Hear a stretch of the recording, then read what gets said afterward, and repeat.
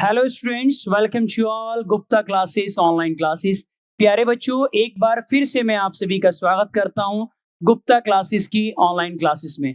प्यारे बच्चों, जैसे आप सबको पता है कि मैं आपको हिस्ट्री की क्लासेस करा रहा हूं और उसी हिस्ट्री की क्लासेस में एक और मजेदार और एग्जाम ओरिएंटेड टॉपिक लेकर मैं आपके सामने फिर से प्रेजेंट हूँ। तो आज का हमारा टॉपिक जो हम पढ़ने वाले हैं वो है गुप्ता एम्पायर। देखिए स्टूडेंट, जिस समय हम बात करते हैं प्राचीन भारत की, एंशिएंट इंडियन हिस्ट्री की, प्राचीन भारत के इतिहास की, उस समय में दो साम्राज्यों के बारे में पता होना चाहिए। एक साम्राज्य है मौर्य साम्राज्य, यानी कि मौर्यन एम्पायर, और दूसरा है गुप्त साम्राज्य। अब आप देखें तो इस साम्राज्य के साथ एक नाम आ रहा है गुप्त। गुप्त यानी कि छिपा हुआ साम्राज्य। तो जिस समय इंडिया में सबसे पहला बड़ा साम्राज्य, इंडिया का फर्स्ट लार्जेस्ट एम्पायर स्थापित हुआ, जो था मौर्यन एम्पायर। तो मौर्य एम्पायर जिसे चंद्रगुप्त मौर्य ने शुरू करा और लास्ट राजा हुए इसके अंदर बृहद्रथ, जिनको मारा गया उनके ही अमात्य पुष्यमित्र शुंग के द्वारा। तो जब मौर्य खत्म हो गए तो उत्तर भारत में, नॉर्थ इंडिया में कोई भी सेंट्रलाइज पावर नहीं बची और उस दौरान इंडिया में विदेशी आक्रमण यानी फॉरेन अटैक होने लगे, फॉरेन इन्वेजन होने लगे। और उसमें से ही एक फॉरेन इंटर्डर, एक विदेशी आक्रमणकारी जो थे, जिनका नाम था कुषाण। क्या नाम था उनका? उनका नाम था स्टूडेंट कुषाण। तो ये जो कुषाण थे, इन कुषाणों की अगर मैं बात करूं तो ये कुषाणों ने भारत पर कंट्रोल कर लिया आफ्टर मौर्यंस। और ये कुषाण बेसिकली बिलोंग करते थे कहां से? ये बिलोंग करते थे चाइना से, यानी कि ये मूल रूप से चाइना के रहने वाले थे जो इंडिया में रूल करने लगे। अब जिस समय कुषाण इंडिया में रूल कर रहे हैं तो ये इंडिया में शासन करने के साथ साथ चीन में भी एंगेज थे, इसीलिए इन्होंने इंडिया में शासन तो स्टार्ट कर दिया। लेकिन अगर डायरेक्टली वे में बात करें तो सीधे तौर पर शासन नहीं कर रहे थे, बल्कि ये इनडायरेक्ट वे में शासन कर रहे थे। तो कुषाणों के अंडर कुषाणों ने अपने अधीन छोटे छोटे राजा को अपॉइंट कर रखा था। वो छोटे छोटे राजा कहलाते थे सामंत। क्या कहलाते थे वो? सामंत कहलाते थे। यानी अगर हम बात करें तो एक्चुअल में, दरअसल वास्तविक रूप से इंडिया का शासन कर रहे थे ये सामंत लोग, जो भारत के ही लोकल या स्थानीय लोग थे। लेकिन ये किसके अंडर थे? कुषाणों के। और कुषाण कहां पर एंगेज थे? चाइना में, क्योंकि कुषाण जो है ये चाइना की एक ट्राइब है। कुषाण चाइना की एक जनजाति थी जिसका नाम था यूची। कौन सी जनजाति थी? यूची से ये बिलोंग करते थे। तो इसीलिए इनका ज्यादा फोकस चाइना में ही था। इसीलिए इंडिया में रूल करने के लिए अपने छोटे छोटे सामंतों को, छोटे छोटे राजाओं को इन्होंने रख रखा था। तो एक्चुअल में राज कर रहे थे ये सामंत। लेकिन ये सामंत कैसे थे? ये सामंत थे छिपे हुए, छिपे हुए सामंत थे। तो इसीलिए ये जो सामंत थे, जब ये कुषाणों से फ्री हो गए, कुषाणों से इनका कंट्रोल खत्म हो गया, तो इन्होंने एक साम्राज्य की स्थापना करी और उस साम्राज्य को नाम दिया गया गुप्त साम्राज्य। गुप्त साम्राज्य इसलिए क्योंकि पहले ये एक छिपा हुआ साम्राज्य था। इसके साम्राज्य की स्थापना करने वाले लोग छिपे हुए थे, तो इसीलिए इस साम्राज्य का नाम पड़ा गुप्त साम्राज्य। हमारे देश में जो भी आज एक आधुनिक समाज का आईना या तस्वीर हमारे सामने आती है, वो आईना या तस्वीर की रूपरेखा गुप्त काल के दौरान ही बनी। चाहे वो एक कास्ट सिस्टम की हम बात कर ले, चाहे वो जाति व्यवस्था की हम बात कर लें, तो ये जातियां, जो अलग अलग तरह की जातियां आज हमारे सामने उपस्थित हैं, इन सारी की सारी जातियों का स्ट्रक्चर गुप्त काल के दौरान ही बना। क्योंकि गुप्त काल के दौरान ही अलग अलग काम करने वाले लोगों की एक तरह से मांग बढ़ने लगी। अलग अलग का मतलब स्पेसिफिकेशन, यानी विशेष हुनर वाले लोगों की मांग बढ़ने लगी। और जब इस तरह की मांग बढ़ने लगी, विशेष हुनर वाले लोगों की मांग, तो हम कह सकते हैं कि उन कामों को करने वाले अलग अलग लोग भी होंगे और अलग अलग लोग अलग अलग ग्रुप में डिवाइड हो गए। वो लोगों का समूह, ग्रुप ऑफ पीपल ही तो कहलाता है जाति। तो ये जाति प्रथा आ गई।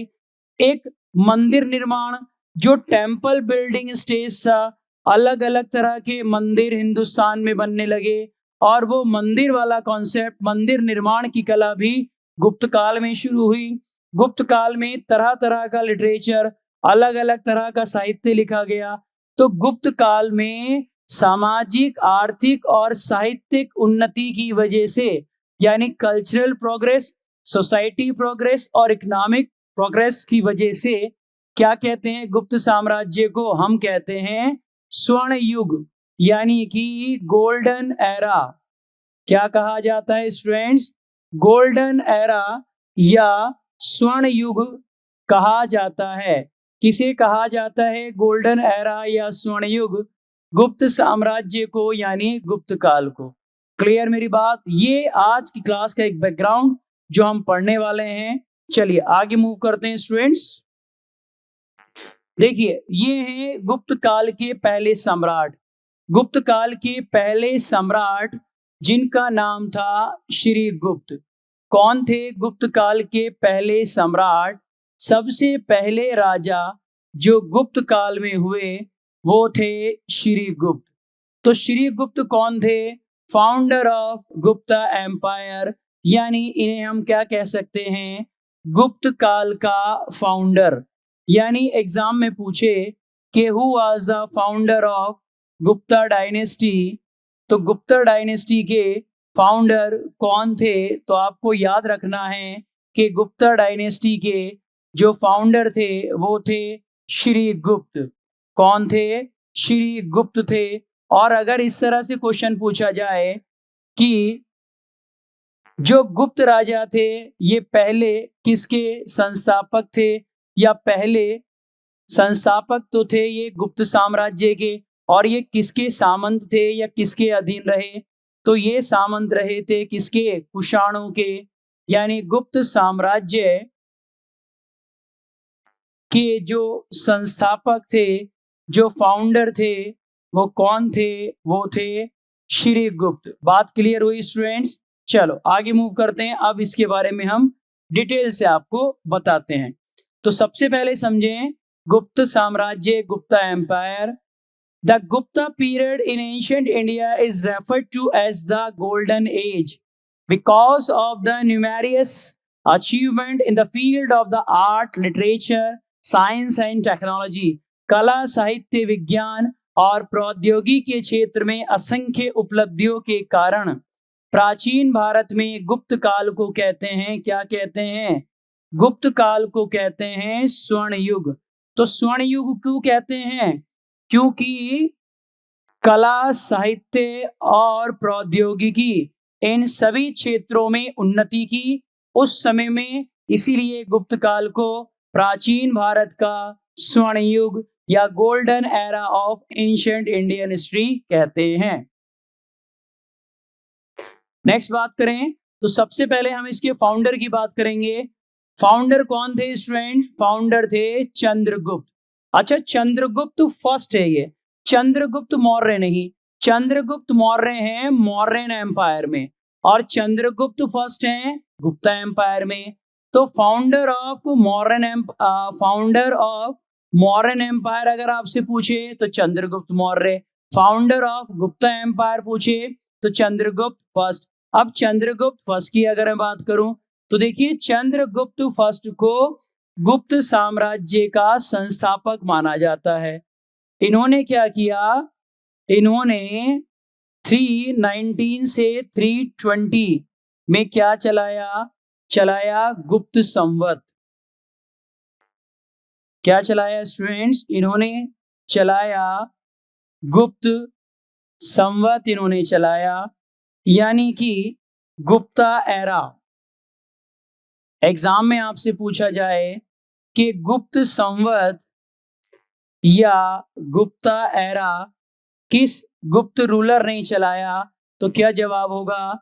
चंद्रगुप्त फर्स्ट ने स्टार्ट किया गुप्ता एरा। और कब शुरू करा? ये शुरू करा इन्होंने 319 से 320 एडी में, 319 से 320 ईस्वी में ये शुरू करा। इनके मैरिज की अगर बात करें तो इनका विवाह, इनका मैरिज किससे हुआ? कुमार देवी से। और कुमार देवी कौन थी? एक लिच्छवी राजकुमारी थी। यानी कुमार देवी से इनका मैरिज हुआ और कुमार देवी एक लिच्छवी राजकुमारी थी। एग्जाम में गुप्त राजा की पत्नी के बारे में पूछा जाता है, इसलिए आपको इनकी पत्नी का नाम पता होना चाहिए। नेक्स्ट अगर हम बात करें तो नेक्स्ट कह रहे हैं कि जो चंद्रगुप्त फर्स्ट था, जो चंद्रगुप्त फर्स्ट था, इन्होंने क्या करा? कुछ सिक्के जारी करे, कुछ कॉइन्स, कुछ सिक्के चलाए। और सिक्कों पे क्या कहा जाता है? उन सिक्कों को कहा जाता है राजा रानी प्रकार के सिक्के। क्या कहा जाता है? राजा रानी सिक्के, यानी king and queen type coin. King and queen type coin, यानी एक साइड चंद्रगुप्त फर्स्ट और उसके पीछे चंद्रगुप्त सेकंड की पत्नी कुमार देवी का भी चित्र था। क्लियर मेरी बात?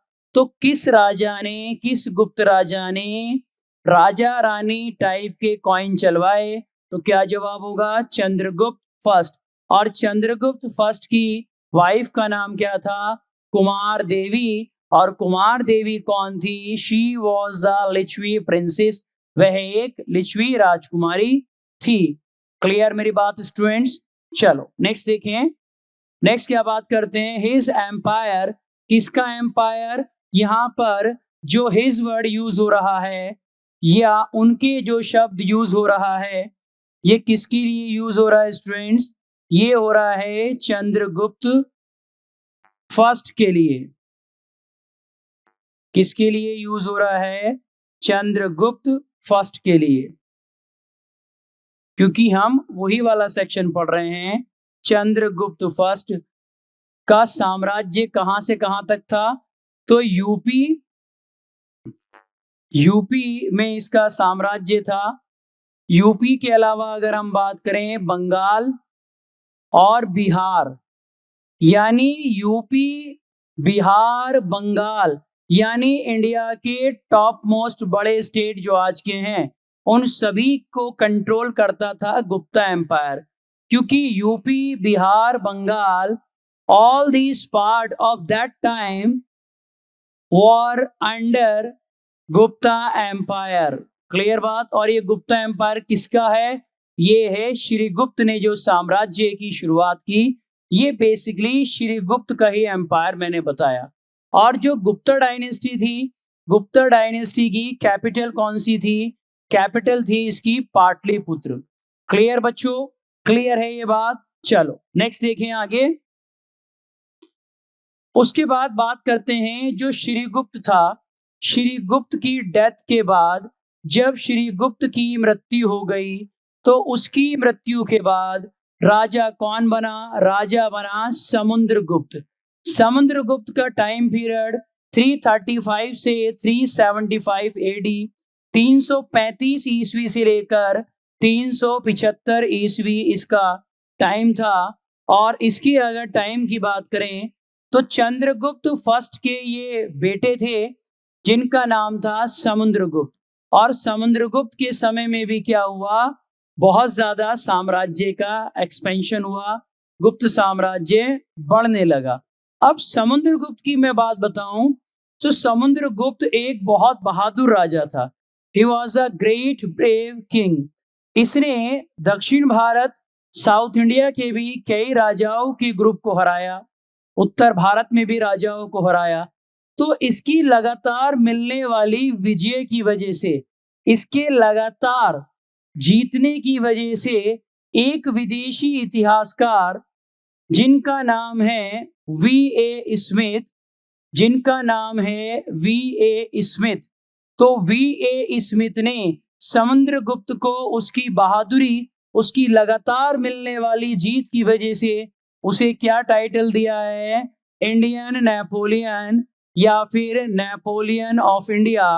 यानी समुद्रगुप्त को कहते हैं भारत का नेपोलियन। और समुद्रगुप्त को भारत का नेपोलियन किसने कहा है? ये भारत का नेपोलियन उसे कहा है किसने? ये हैं V.A. स्मिथ। और Samudragupta was a great musician.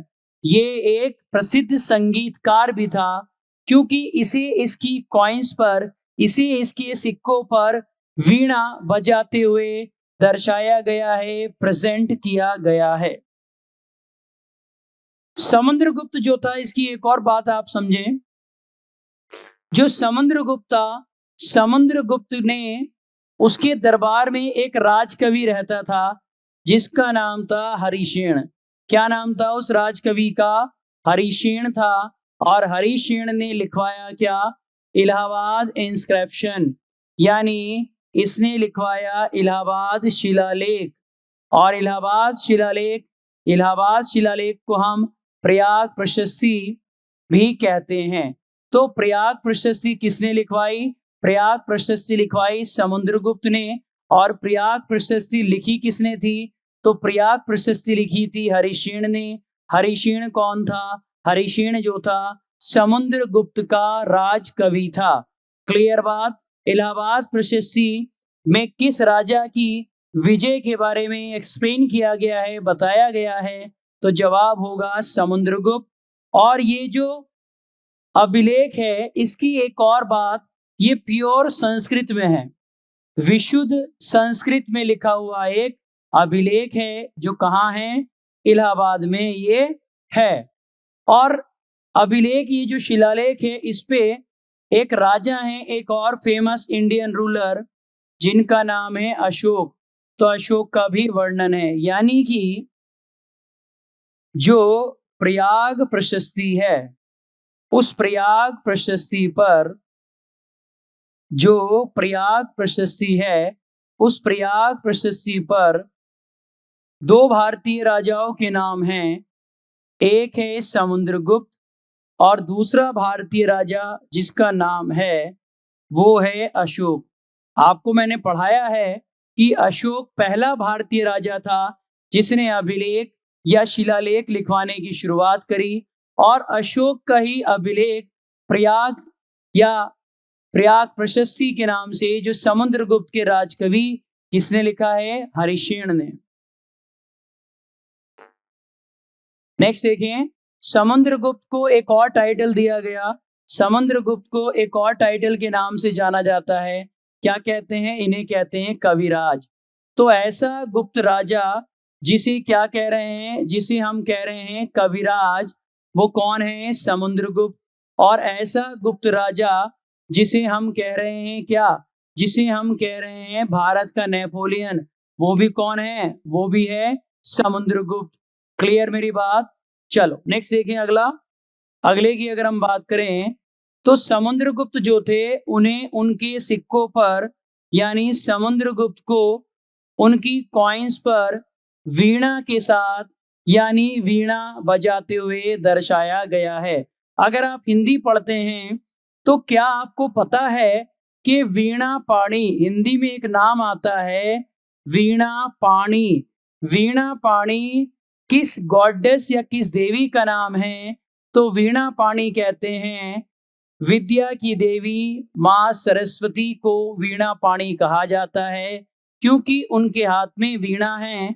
और इसकी एडिशनल बात बताऊं तो वीणा इंडिया का सबसे पुराना, यानी भारत का सबसे पुराना म्यूजिकल इंस्ट्रूमेंट है।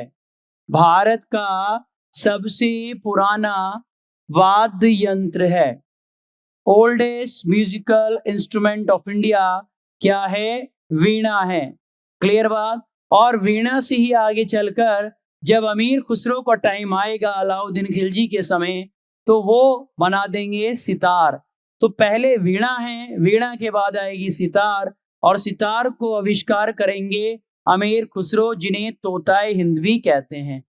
तो बच्चों, चंद्रगुप्त फर्स्ट का बेटा राजा बना समुद्रगुप्त। समुद्रगुप्त के बाद राजा बनता है उसका बेटा, जिसका नाम है चंद्रगुप्त सेकंड। ये सबसे इंपॉर्टेंट राजा होने वाला है क्लास के लिए, इसलिए इसको याद रखें।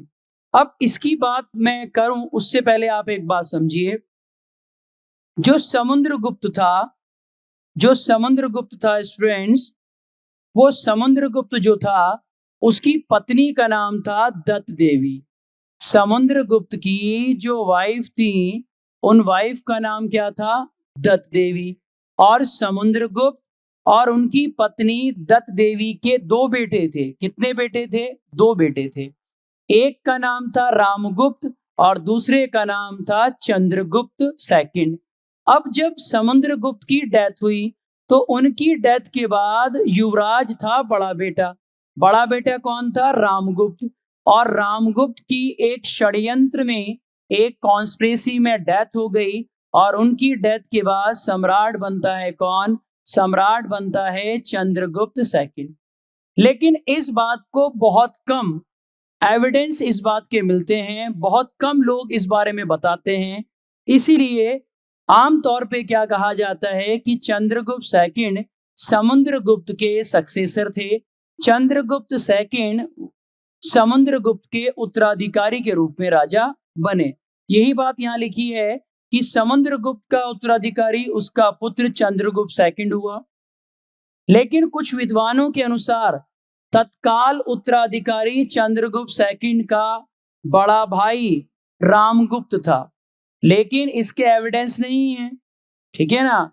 तो अगर पेपर में आपसे पूछ ले कि after the death of Samudragupta who become immediate king of Gupta dynasty, तो क्या जवाब होगा? रामगुप्त। अगर चंद्रगुप्त सेकंड ऑप्शन में नहीं है तो, और अगर है तो आप चंद्रगुप्त सेकंड को ही प्रेफर करेंगे।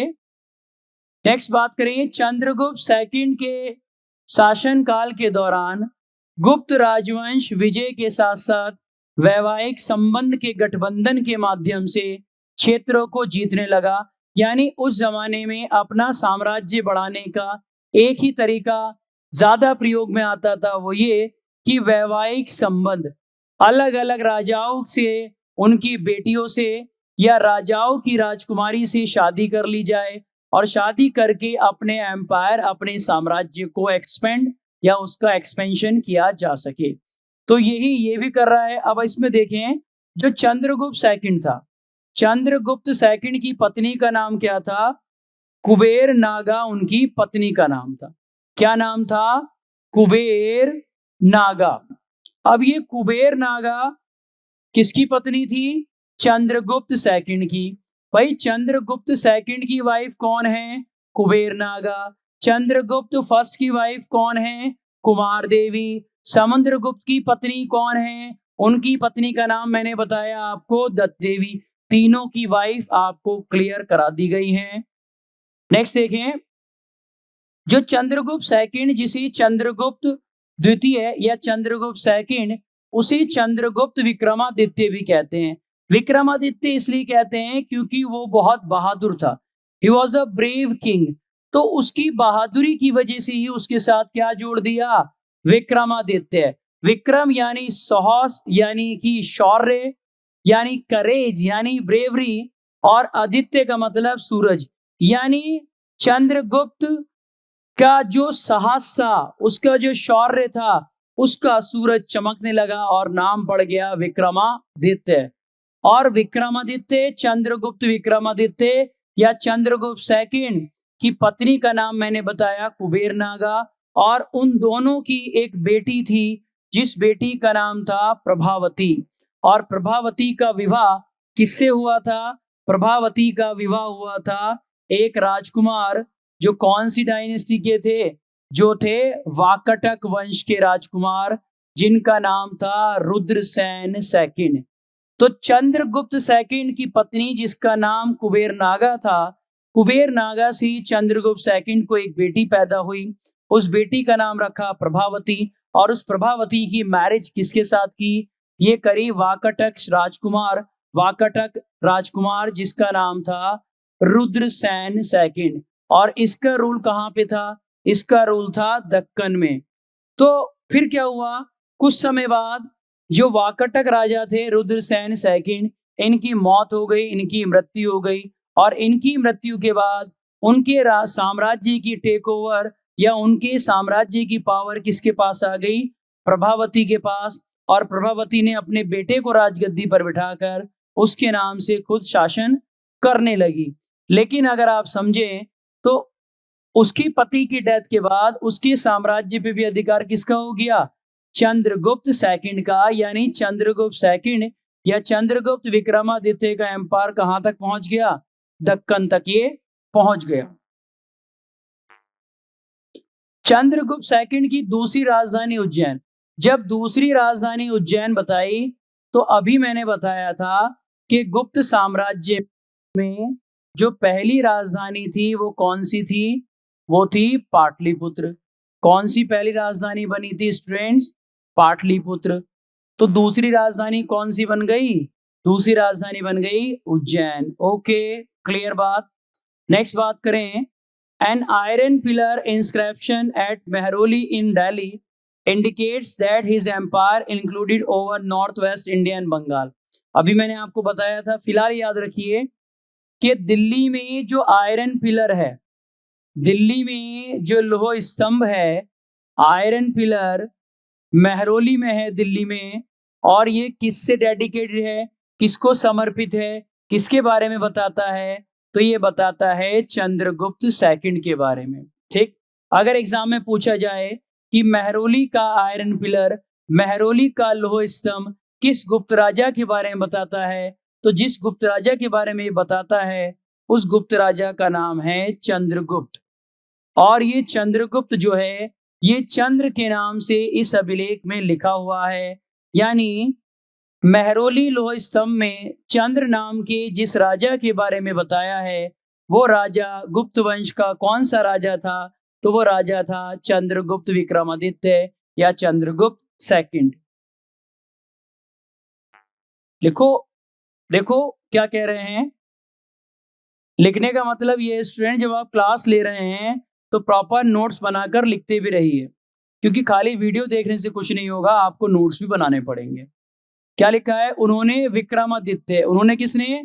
चंद्रगुप्त विक्रमादित्य या चंद्रगुप्त सेकंड ने विक्रमादित्य और सिंह विक्रम की उपाधि धारण की। देखिए, सूर्य के समान शक्तिशाली, सिंह विक्रम शेर की तरह बहादुर, ये दोनों टाइटल किसे दिए गए हैं?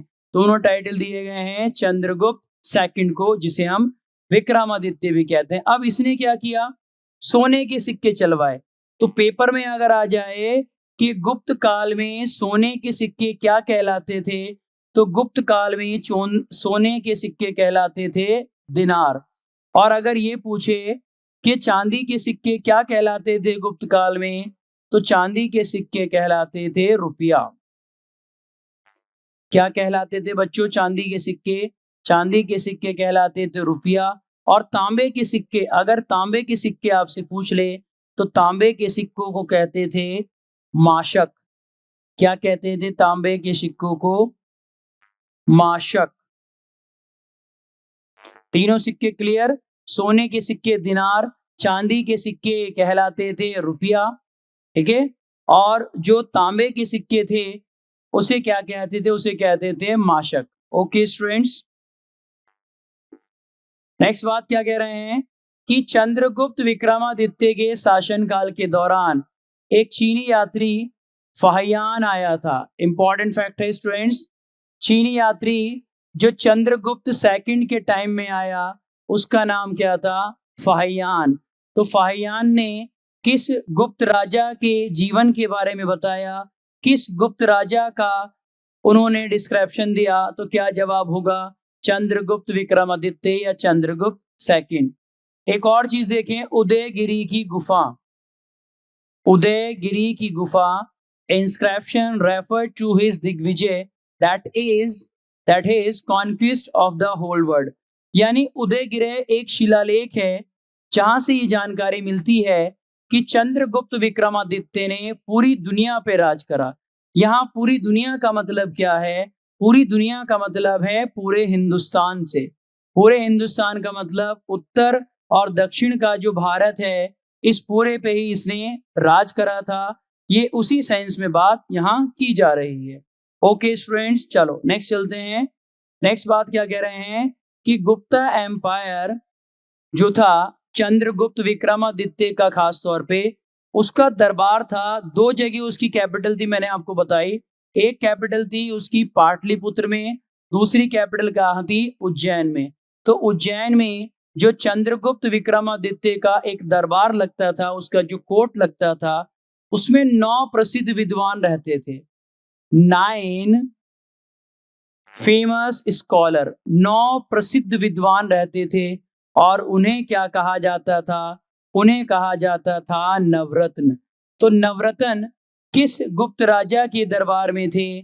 तो नवरत्न जिस गुप्त राजा के दरबार में थे, उस गुप्त राजा का नाम है चंद्रगुप्त सेकंड। किस गुप्त राजा के दरबार में थे नवरत्न?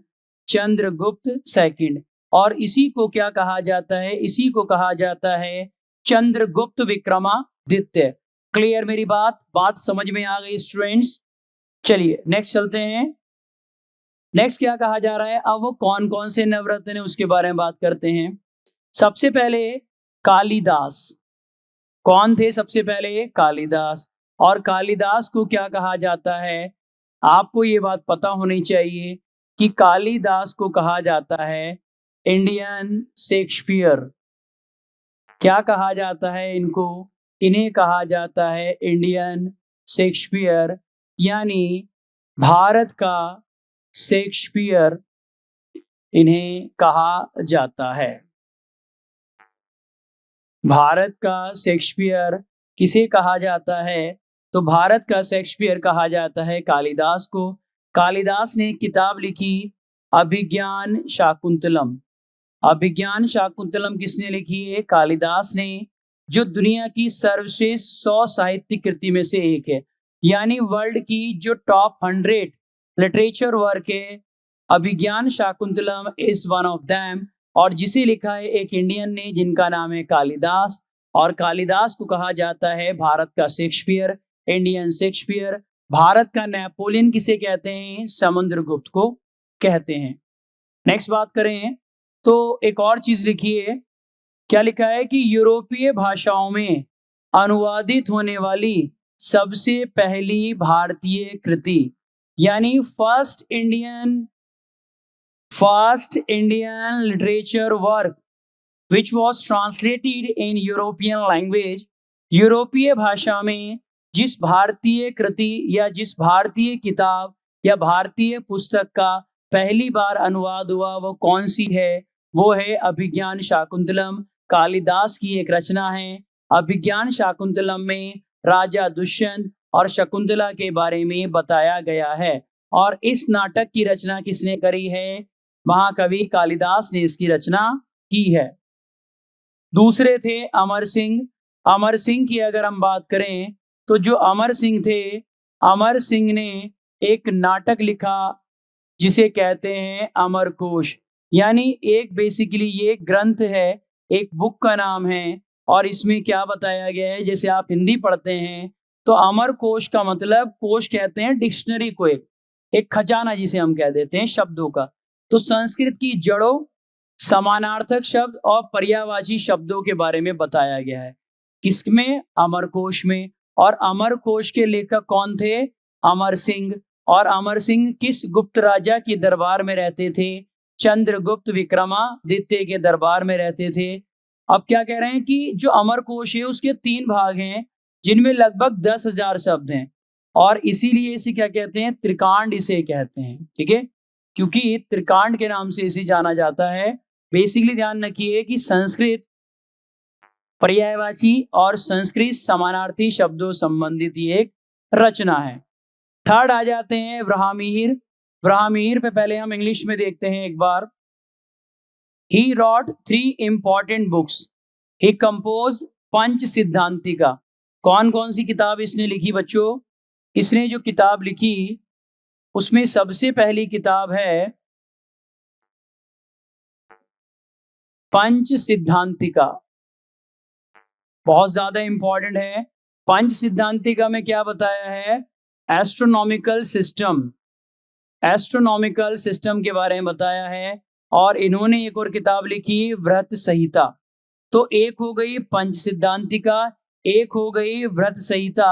व्रत संहिता क्या है? Is a great work in Sanskrit language. It deals with a variety of subject like astronomy, astrology, geology, architecture, weather, animal, marriage and the womens. अब शकुन के बारे में इसमें बताया गया है। इसी बात को हिंदी में देखते हैं एक बार। तो हिंदी में अगर हम देखें तो हिंदी में क्या बता रहा है? ब्रह्ममिहिर। और ब्रह्ममिहिर ने क्या लिखी? किताब लिखी। एक है पंच सिद्धांतिका, एक किताब का नाम पंच सिद्धांतिका हो गई, दूसरी है व्रत संहिता, ठीक। और तीसरी अगर हम बात करें तो है व्रत जातक। किताब का नाम क्या है? तीसरी व्रत जातक। जो ब्रह्ममिहिर की किताब है पहली पंच सिद्धांतिका, उसमें 5 खगोलीय प्रणालियों की रचना बताई। व्रत संहिता के अंदर क्या बता दिया है? व्रत संहिता में बता दिया है खगोल विज्ञान, ज्योतिष शास्त्र, भूगोल, वास्तुकला, मौसम, जानवर, विवाह, शकुन जैसी चीजों के बारे में बताया। व्रत जातक में बताया गया है ज्योतिष शास्त्र के बारे में। देखिए, प्राचीन भारत हमें यह बताता है कि इंडिया का ज्योतिष शास्त्र, इंडिया का जो ज्योतिष था बहुत स्ट्रांग था। लोग मुहूर्त देखकर चीजों को करते थे, इसीलिए उन्हें सफलता के चांसेस ज्यादा रहते थे। नेक्स्ट आ जाते हैं धन्वंतरी। तो पहले कालिदास हो गए, फिर हो गए आपके अमर सिंह, फिर हो गए आपके भाई कालिदास, अमर सिंह, उसके बाद ब्रह्ममिहिर हो गए। चौथा आ गया है कौन सा? धन्वंतरी। धन्वंतरी क्या थे? He consider to be the father of Ayurveda, यानी आयुर्वेद का जनक किसे माना जाता है? धन्वंतरी को। तो धन्वंतरी क्या हो गए? धन्वंतरी एक डॉक्टर ही तो हो गए, धन्वंतरी एक चिकित्सक ही तो हो गए।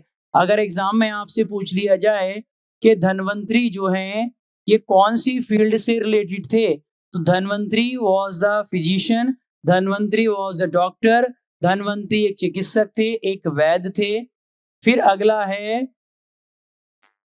घटकरपर। ये कौन थे? ये एक मूर्ति कला और वास्तुकला के स्पेशलिस्ट थे, यानी स्कल्पचर और आर्किटेक्चर के एक फेमस थे। तो कालिदास, ब्रह्ममिहिर, अमर सिंह, धन्वंतरी और आगे घटकरपर। 5 हो गए स्टूडेंट। कितने हो गए? 5।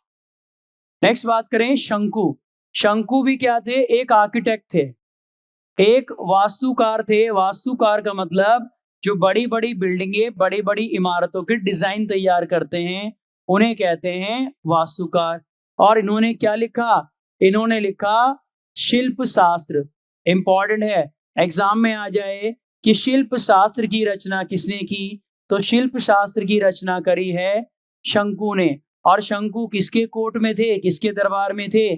शंकु थे चंद्रगुप्त विक्रमादित्य के कोर्ट में। नेक्स्ट है खपड़क। खपड़क जो थे ये एस्ट्रोलॉजर थे, ज्योतिषी थे। क्या थे? ये ज्योतिषी थे और ज्योतिष शास्त्र इन्होंने लिखा भी है। नेक्स्ट आ जाता है वरुरुचि। वरुरुचि की अगर मैं बात करूं, ऑथर ऑफ प्राकृत परीक्षा, the first grammar of Prakrit language.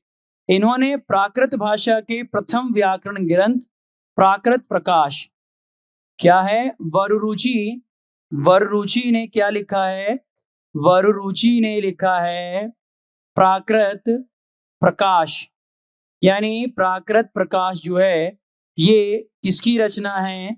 तो प्राकृत प्रकाश रचना किसकी है? वरुरुचि की ये किताब है। ओके स्टूडेंट्स, लास्ट आ जाता है वैताल भट्ट।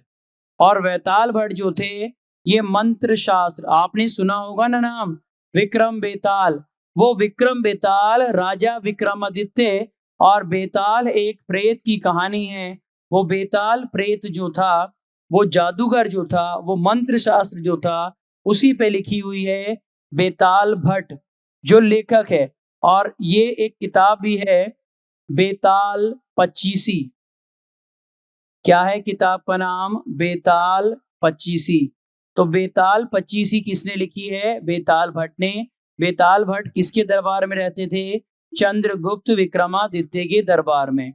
जब चंद्रगुप्त विक्रमादित्य इतना महान राजा था, तो चंद्रगुप्त विक्रमादित्य के दरबार में अगर मैं बात करूं, तो एक और ग्रेट पर्सनैलिटी भी रहती थी जो नवरत्न से अलग थी। वो कौन थे? वो थे आर्यभट्ट। आर्यभट्ट किसके दरबार में थे? तो आर्यभट्ट भी चंद्रगुप्त विक्रमादित्य के दरबार में थे। और आर्यभट्ट कौन थे? एक खगोलज्ञ थे, यानी ये थे एस्ट्रोलॉजिस्ट, खगोल विज्ञान की जानकारी और गणितज्ञ भी थे ये। जब इनकी डेथ हुई चंद्रगुप्त विक्रमादित्य की, तो राजा बने कुमारगुप्त। कुमारगुप्त इंपॉर्टेंट है स्टूडेंट बहुत। After the death of Chandragupta Vikramaditya, Kumaragupta become the ruler of Gupta empire. Chandragupta Vikramaditya की मृत्यु के बाद कुमारगुप्त साम्राज्य का राजा बना। टाइटल इनका क्या था? महेंद्रादित्य। ये इंपॉर्टेंट बात है। महेंद्रादित्य के नाम से किस गुप्त राजा को जाना जाता है? तो जाना जाता है कुमारगुप्त को। ओके स्टूडेंट्स, कुमारगुप्त की एक और बात मैं आपको बताता हूं। वो बात ये है कि ये जो कुमारगुप्त थे, कुमारगुप्त के बारे में अगर मैं बात करूं, तो इनके भारत में सर्वाधिक अभिलेख हैं। सबसे ज्यादा अभिलेख जिस गुप्त राजा के थे, वो गुप्त राजा कौन थे? वो थे कुमारगुप्त। और टोटल इनके अभिलेख कितने हैं? इनके अभिलेख हैं 18। देखो, मैंने आपको पढ़ाया है क्लास में कि भारत में पहला राजा जिसने अभिलेख लिखवाने की शुरुआत की, the first Indian ruler who started to write inscription, वो थे अशोक। लेकिन अशोक के अभिलेख टोटल थे कितने? अशोक के अभिलेख टोटल थे 14। लेकिन कुमारगुप्त के कितने अभिलेख हैं? 18। तो सबसे ज्यादा अभिलेख किसके हैं? कुमारगुप्त के। ठीक। कुमारगुप्त ने एक और चीज करी है, बिल्ट नालंदा यूनिवर्सिटी इन राजगीर बिहार। इन्होंने राजगीर बिहार के अंदर क्या बनवाई? नालंदा यूनिवर्सिटी। और नालंदा यूनिवर्सिटी को क्या कहा जाता है? बौद्ध धर्म का ऑक्सफोर्ड।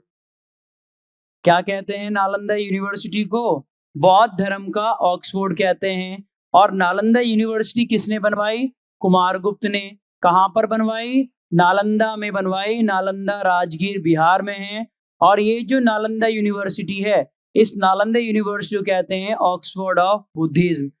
नालंदा यूनिवर्सिटी की एक बात और बताऊं मैं आपको, जो नालंदा यूनिवर्सिटी थी, इस नालंदा यूनिवर्सिटी को जला दिया था, नष्ट कर दिया था एक विदेशी आक्रमणकारी ने, जिसका नाम था बख्तियार खिलजी।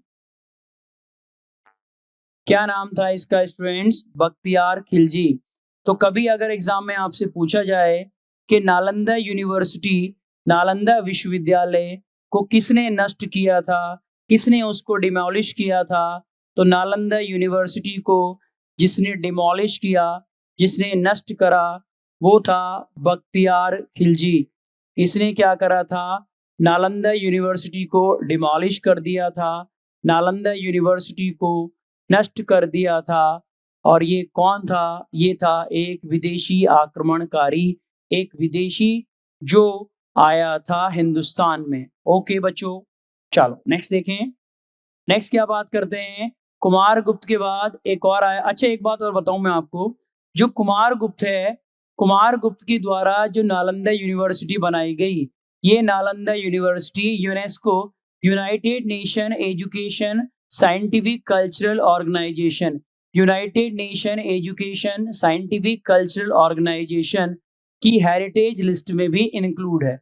यानी यूनेस्को की विश्व विरासत सूची में भी नाम आता है किसका? नाम आता है नालंदा यूनिवर्सिटी का। ठीक है, नेक्स्ट देखें। नालंदा के बाद अगर हम बात करें, एक और फेमस राजा आते हैं गुप्तों में, जिनका नाम है स्कंदगुप्त। क्या हुआ इनके समय में? इनके समय की एक और इम्पॉर्टेंट बात कि इनके समय में क्या हुआ, भारत में पहली बार हूणों का अटैक हुआ। हूण क्या थी? हूण एक जनजाति थी। हूण एक जनजाति थी। हूण एक ट्राइब का नाम था। तो भारत में हूणों का पहली बार आक्रमण, फर्स्ट टाइम हूण अटैक कौन सी गुप्त राजा के समय हुआ? तो क्या जवाब होगा? स्कंदगुप्त के समय में हुआ। तो स्कंदगुप्त पहला गुप्त राजा भी तो बन गया जिसने हूणों को हराया। जिसने हूण शक्ति को हराया वो कौन सा गुप्त राजा था? भारत का पहला स्कंदगुप्त, वो पहला गुप्त राजा था। नेक्स्ट देखें अगला। अगला अगर हम बात करें तो एक और चीज देखिए भाई, जब हूणों का अटैक हुआ तो हूणों के अटैक को स्कंदगुप्त ने हरा दिया। कहा जाता है कि स्कंदगुप्त जो था ये अंतिम महान राजा हुआ है गुप्त राजाओं में। भाई गुप्त राजा में कई बड़े बड़े महान राजा हुए, जैसे चंद्रगुप्त फर्स्ट हुए, समुद्रगुप्त हुए जिन्हें भारत का नेपोलियन कहा गया, चंद्रगुप्त विक्रमादित्य हुए, उसके बाद कुमारगुप्त हुए, स्कंदगुप्त हुए। स्कंदगुप्त तक भी गुप्त साम्राज्य टिका हुआ था। ऐसा नहीं कि उसकी डिक्लाइन या उसका पतन शुरू नहीं हुआ, लेकिन फिर भी उसने अपने सारे के सारे पार्ट को कंट्रोल किया हुआ था। कंट्रोलिंग पावर सेंटर के पास थी। लेकिन जैसे ही स्कंदगुप्त की डेथ हुई, साम्राज्य में एक डिक्लाइन एरा, यानी एक तरह से समाप्ति का युग शुरू हो गया। और उसके पीछे कई सारे रीजन थे। कुछ रीजंस की अगर मैं बात करूं तो गुप्त साम्राज्य इसलिए भी खत्म हो गया, इसलिए भी डिमोलिश हो गया क्योंकि गुप्त राजाओं में और महान राजा नहीं हुए। कोई इतने ज्यादा काबिल राजा महाराजा या उत्तराधिकारी नहीं हुए, इसकी वजह से हो गया। एक और चीज, गुप्त राजा जो थे उस समय जाति प्रथा ज्यादा आ गई थी। तो जातियों के लगातार क्लासिफिकेशन, यानी क्लासिफिकेशन ऑफ कास्ट सिस्टम, ये भी समाज के लिए खतरनाक साबित हुआ। और इसकी वजह से भी गुप्त साम्राज्य को एक क्रांति फेस करनी पड़ी, जिसकी वजह से उस साम्राज्य का पतन शुरू हो गया। तो उसी पे एक पॉइंट देखें, the first written evidence of sati pratha is Eran inscription. सती प्रथा आपने सुना होगा बच्चों। सती प्रथा अगर आपने सुना है तो मैं आपको बता दूं, दो चीजें होती हैं। दो चीजें होती हैं। एक होती है सती प्रथा,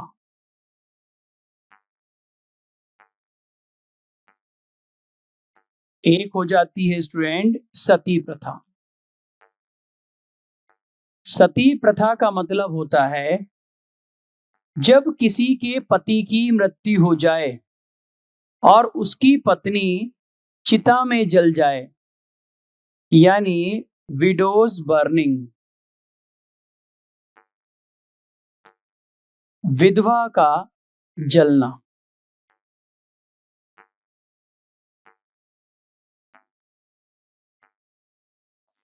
विधवा का चिता में जलना। इसकी अगर हम बात करें, विडो बर्निंग, ठीक है, चिता में जल जाना, तो उसे सती प्रथा कहते हैं।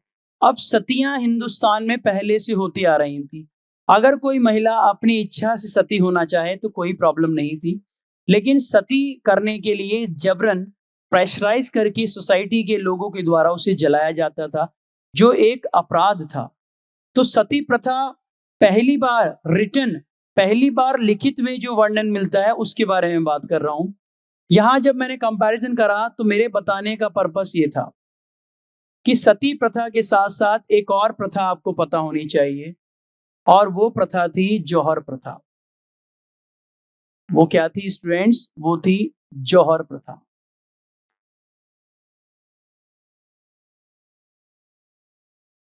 जौहर प्रथा।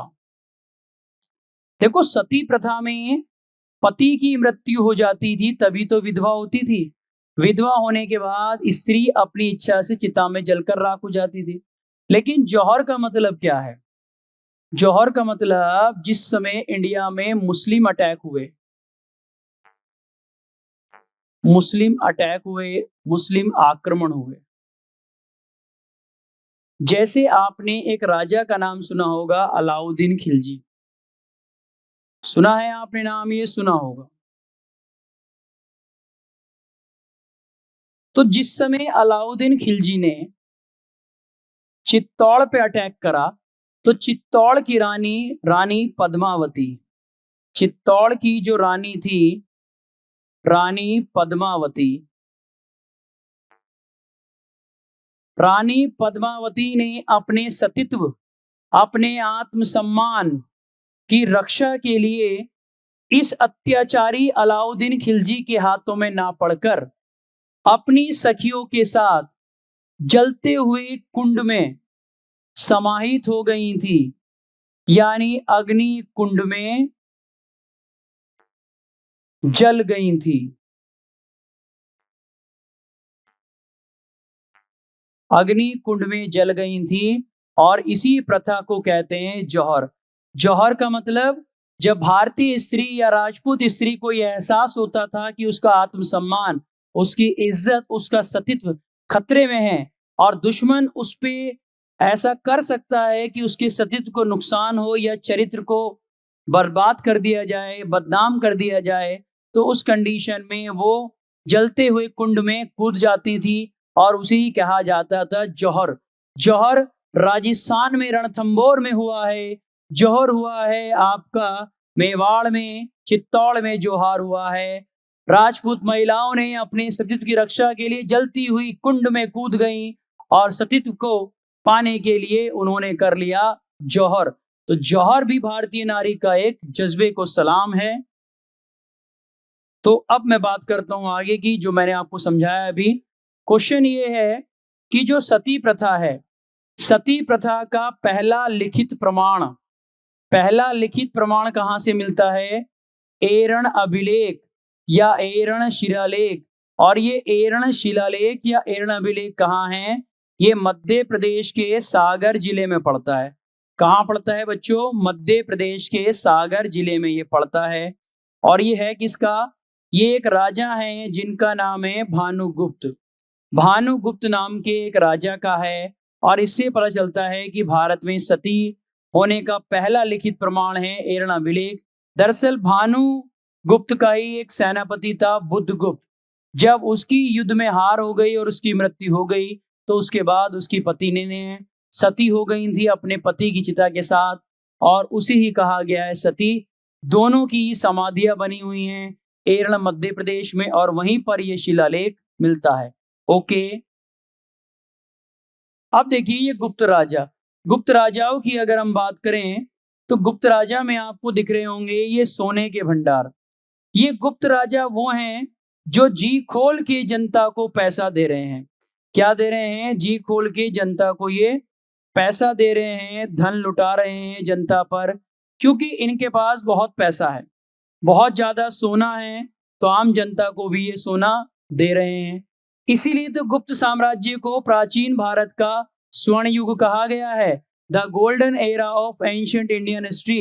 गुप्त काल को इसीलिए कहा गया है क्योंकि गुप्त काल के राजा अपनी जनता का बहुत ध्यान रखते थे। एक तरह से कानून व्यवस्था बहुत अच्छी होती थी। कानून व्यवस्था का मतलब यह है कि कालिदास, जो चंद्रगुप्त विक्रमादित्य का दरबारी कवि, राजकवि रहा है, वो ये कहता है कि रात के समय एक बूढ़ी महिला सोने के आभूषण से भरी टोकरियों को लेकर जा रही है।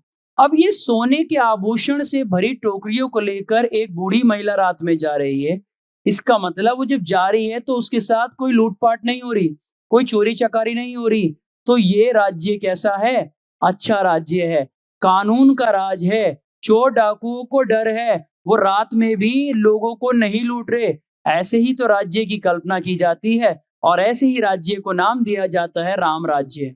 ठीक है स्टूडेंट्स, तो गुप्त साम्राज्य एक बहुत बढ़िया साम्राज्य था। हिंदुस्तान, भारत के अंदर आर्थिक, सामाजिक और वैज्ञानिक तौर पे इसने तरक्की करी। भारत में मंदिर बने और सबसे पहला शिखर युक्त मंदिर, जो सबसे पहला शिखर युक्त मंदिर गुप्त राजाओं के समय बना, वो बना था देवगढ़ दशावतार में। पहला शिखर युक्त यानी फर्स्ट समिट, पहला शिखर युक्त मंदिर।